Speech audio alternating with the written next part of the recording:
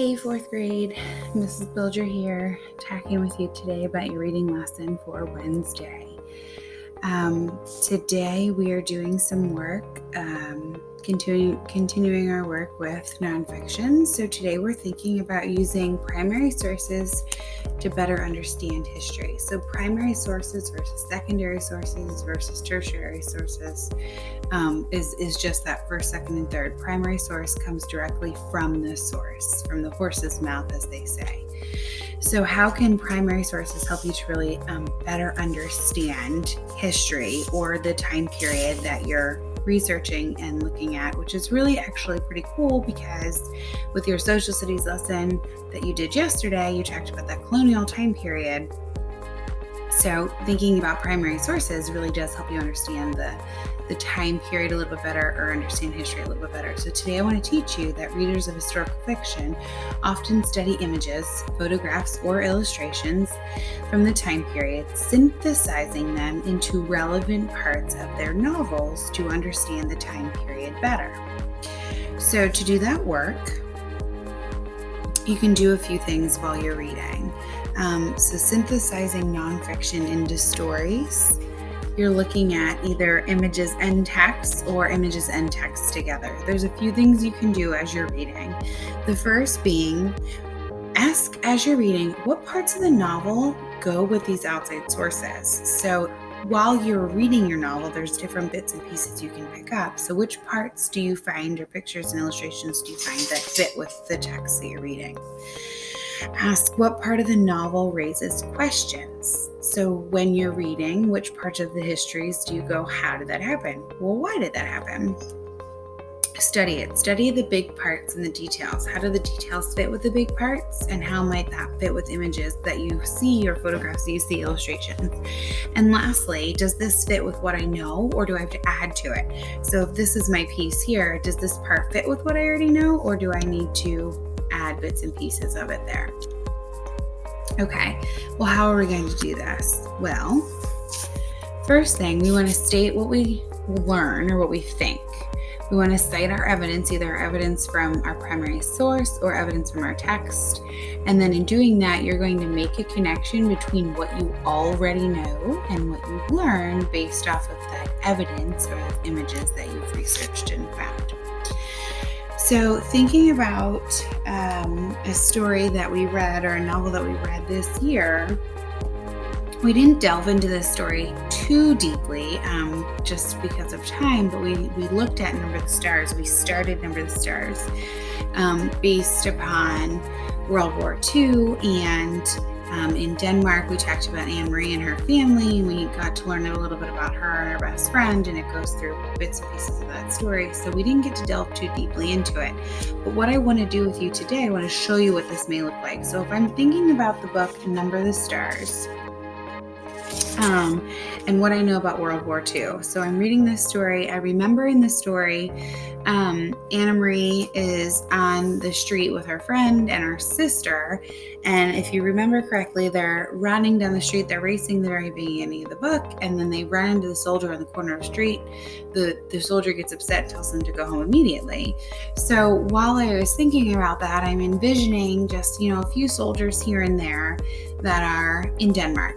Right? I'm not really envisioning how serious it may be or what may have you. I'm just picturing that specific moment and that specific two sets of soldiers there on the street. So if I show you an image, thinking about that and then showing you an image. So if I look at this image, this is in Denmark. Okay, so I've got some tankers on the street. Quite a few of them actually, almost looks like a parade of tankers. And I'm seeing also some soldiers along the side. I also want to take note of the background. Is there anything in the background that I may notice? Are there other people that I may notice? Are there things happening on the tankers that I may notice? So I want to really pull in all parts of that image. Okay, so keeping this image in mind, I'm going to jump back to what we're writing. So if I'm thinking about this, originally, I thought that there were just a few soldiers lining the streets.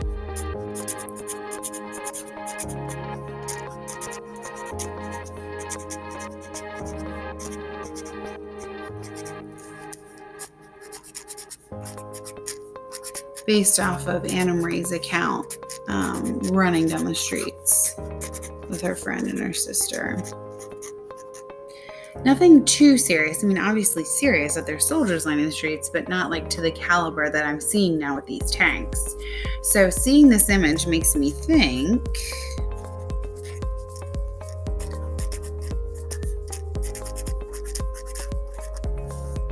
or makes me realize that it must have been pretty awful or serious.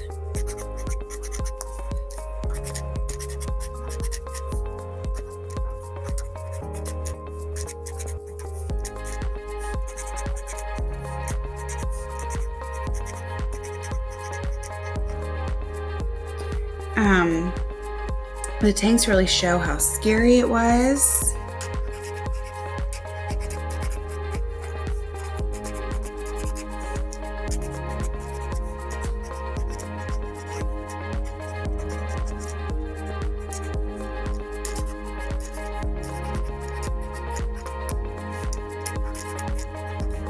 And this picture really shows me the courage that Anna Marie's family must have had, because they eventually resist the force. So this picture helps me to imagine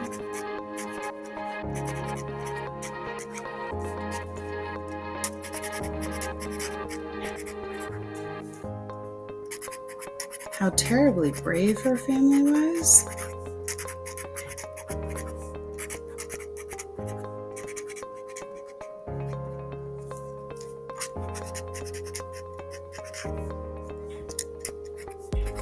And how much courage they have.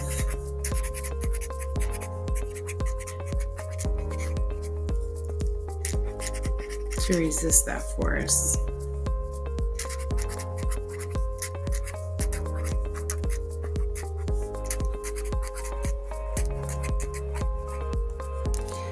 Okay, so if I just go through here real quick and highlight a few sentence starters for you, not highlight, underline a few sentence starters for you. So I kind of state what I thought. I originally thought this, seeing this image made me realize this. So originally I thought is a good sentence starter. And then seeing this image makes me realize, okay, this picture helps me to imagine.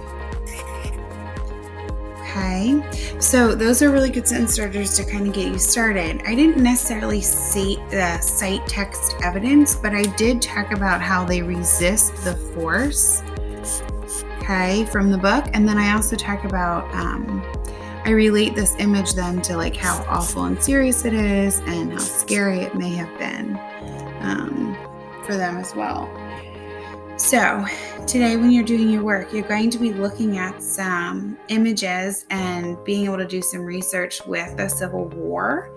And then you're going to kind of just give me an overview of a specific image and maybe then expand upon some thoughts that you had about the Civil War. Originally, I thought this, seeing this image made me think this, or watching the videos made me think this, or whatever you decide to kind of tell me about. So when you're doing your work today to be a successful reader, successful writer, remember today and every day, readers of historical fiction often study these images, photographs, illustrations from a certain time period, and then helping to realize that there's relevant parts of their novels or research to help understand that time period better. So just like I did with my work from Number the Stars to understand the tank image along with the part in the book when they're running down the streets.